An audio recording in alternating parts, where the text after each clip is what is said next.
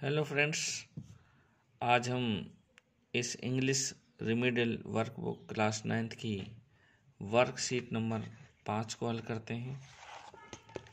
ये worksheet number 5 में आपको क्या करना है कि इसमें है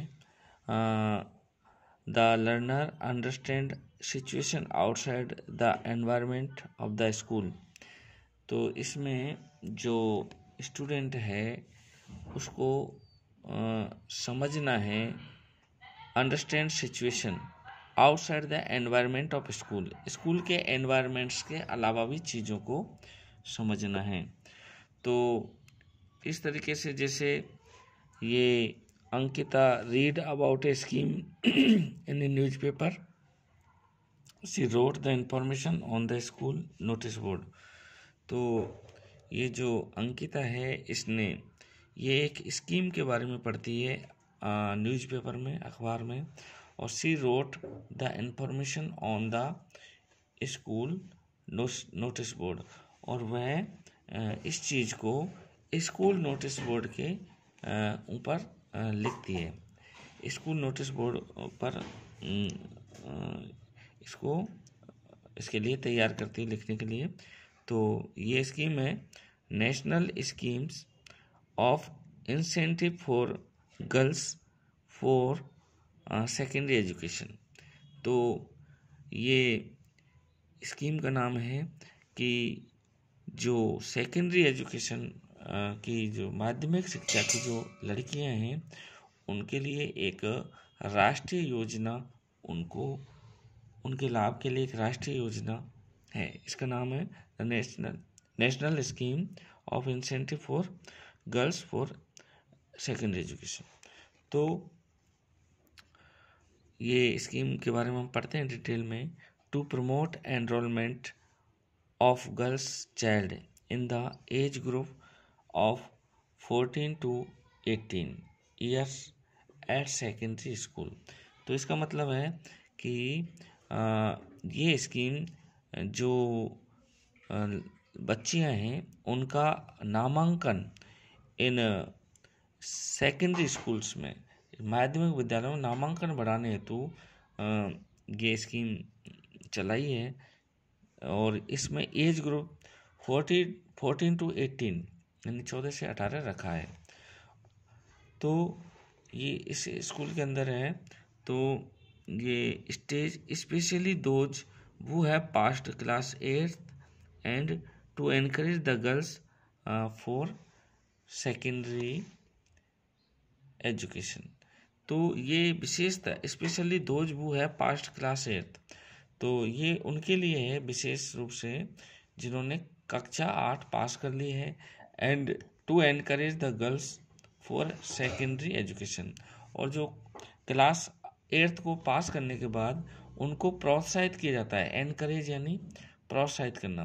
तो उनको प्रोत्साहित किया जाता है किस हेतु कि भाई secondary girls for secondary education, कि वो बच्चियाँ सेकेंडरी में एजुकेशन लें, प्राप्त करें, उनमें एडमिशन लें कक्षा 9 में।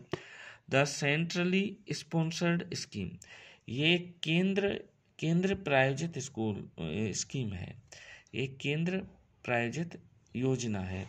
National scheme of incentive to girls for secondary education was launched in May 2008। तो ये जो केंद्रीय स्कीम है बच्चियों के आगे पढ़ने के लिए प्रोत्साहित करने हेतु, ये मई 2008 में लॉन्च की गई थी। यानी मई 2008 में ये स्कीम चलाई गई थी। तो ये किस किस के लिए द स्कीम्स कवर्स, ये स्कीम इन लोगों को कवर करेगी। यानी ये स्कीम में ये लोग फ़ायदा उठा सकते हैं। जैसे all SC/ST girls who have passed class 8th, सभी SC/ST की छात्राएं जिन्होंने कक्षा 8 पास कर ली हो।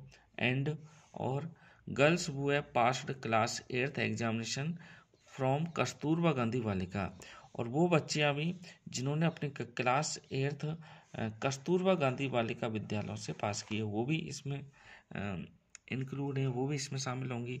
और कस्तूरबा गांधी बालिका विद्यालय तो irrespective of whether they belong to scheduled caste और ट्राइब्स, तो इसमें ये SC/ST के बच्चियां तो अनिवार्य रूप से शामिल होंगी।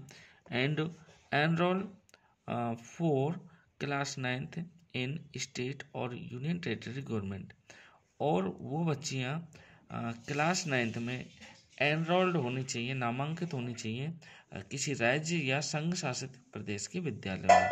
तो गवर्नमेंट एडेड और लोकल बॉडी स्कूल्स, और ये विद्यालय सरकारी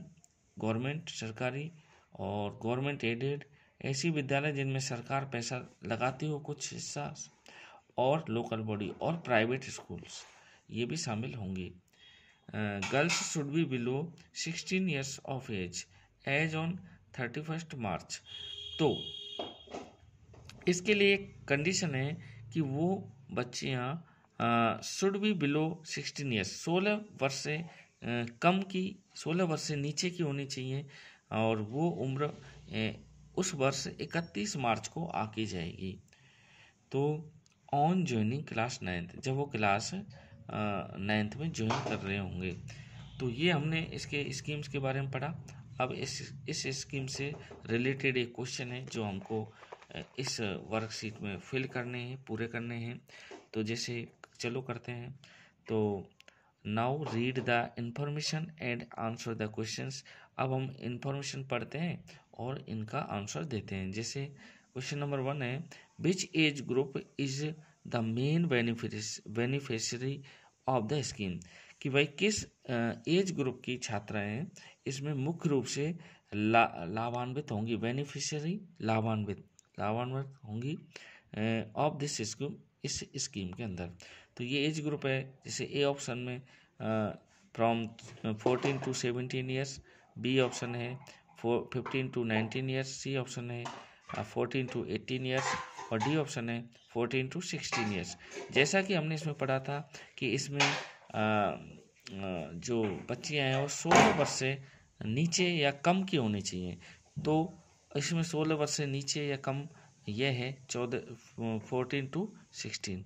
तो आपका आंसर ये डी हो जाएगा। इस आंसर को यहाँ लिख दोगे। इसी प्रकार से नेक्स्ट क्वेश्चन है, which one of the following information does not describe the scheme appropriately. तो इसका मतलब है कि निम्नलिखित में से कौन सी सूचना इस स्कीम से संबंधित नहीं है। तो ये आपका क्वेश्चन है।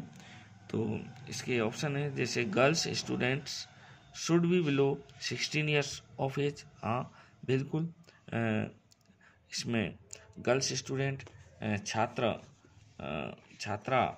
होनी चाहिए, छात्राएं होनी चाहिए 16 years ऑफ एज से बिलो, नीचे। हाँ बिल्कुल, ये बिल्कुल सही बात है। और the scheme is also applicable to all school run by central government. ये जो स्कीम है ये जो सेंट्रल गवर्नमेंट की स्कूल हैं उनमें भी चल रही है। और अगला है, this scheme also includes girls who have gotten married before the age of 16 years। ये स्कीम उन बच्चियों के लिए भी है जो ये 16 years से पहले मैरिड हो चुकी हूँ। तो इसके अंदर ये जो हमें तो ये 16 years से नीचे चाहिए, चाहे वो मैरिड हो अनमैरिड हो। हालांकि 16 years अलाउड नहीं है मैरिड के लिए, लेकिन अब जिसकी कर ली हो तो उसका इसमें कोई बाध्यता नहीं है। अब तो इसमें हम देखते हैं कि ये जो आंसर है, the scheme is also applicable to all the schools run by central government. तो जब हम ये स्कीम के बारे में पढ़ते हैं तो यहाँ देखते हैं कि ये स्कीम ये स्टेट और यूनियन टेरिटरी गवर्नमेंट और गवर्नमेंट एडेड और लोकल बॉडी स्कूल्स के बारे में है। सेंट्रल गवर्नमेंट के नाम नहीं है, इसलिए इसका आंसर ये क्या हो जाएगा, बी। ये बी, सेंट्रल गवर्नमेंट की विद्यालयों में ये लागू नहीं है, स्टेट राज्य या संघ शासित उनमें ही ये लागू है। अब अगला क्वेश्चन है, do you think that age per the given information in the notice given above, तो आप ये जो इंफॉर्मेशन दी गई है इस नोटिस में ऊपर, तो आप उससे डू यू थिंक दैट क्या सोचते हो कि you can apply for the scheme, तो आप इस इंफॉर्मेशन के बाद क्या सोचते हो कि you can apply for this the scheme, कि आप इस स्कीम के लिए अप्लाई कर सकते हो क्या। इफ़ यस और नो, तो आपको यस या नो लिखना है और explain your answer with appropriate examples और डिटेल्स, और यस और नो लिखने के साथ अपने आंसर को एक्सप्लेन भी करना है कि आप इसमें कैसे अप्लाई कर सकते हो या नहीं कर सकते हो। तो सीधी सी बात है, आप यदि बालिका हो और आपकी एज 16 ईयर्स से कम हो और आप SC ST और इन कस्तूरबा गांधी विद्यालयों से बिलोंग करती हो, तो आप निश्चित रूप से यस लिखोगे। तो उसमें आप डिटेल दोगे, yes I am a girl, मैं एक लड़की हूँ, माई एज इज़ 15 ईयर्स या बिलो 16 ईयर्स, तो आप यस लोगोगे। और यहीं दूसरी ओर आप यदि बालक हो, आप यदि बॉय हो, तो आपको नो लिखना है, क्योंकि आप नॉट एलिजिबल हो इसके लिए।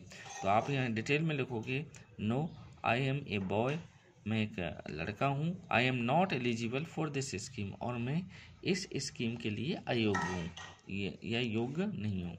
अगला क्वेश्चन है, when was the scheme launched, ये स्कीम कब लॉन्च हुई थी, तो the scheme was launch in May 2008। ठीक है। अगला क्वेश्चन है, what is the name of the scheme to promote enrolment of the girl child, जो बच्चियां हैं, बालिका हैं, उनका एनरोलमेंट प्रमोट करने के लिए कौन सी स्कीम चलाई गई है, तो ये जो स्कीम का नाम है, ये शुरुआत में the national scheme of incentive for girls for secondary education, तो ये स्कीम का नाम यहाँ लिख देंगे। तो जैसे national scheme of incentives for girls for secondary education, तो यहाँ इस तरीके से इसका नाम लिखेंगे। अगला क्वेश्चन है, what is the age of joining class 9 according to this scheme, इस स्कीम के अनुसार कौन सी एज का क्लास 9 में ज्वाइन कर सकता है, तो हम बार बार इसको पढ़ ही चुके हैं कि बिलो 16 ईयर्स होना चाहिए, तो girls should be below 16 years of age of joining class 9। ठीक है दोस्तों, इस प्रकार से ये वर्कशीट आपकी कंप्लीट होती है। अब अगली वर्कशीट के लिए आप नेक्स्ट वीडियो देखिए। धन्यवाद।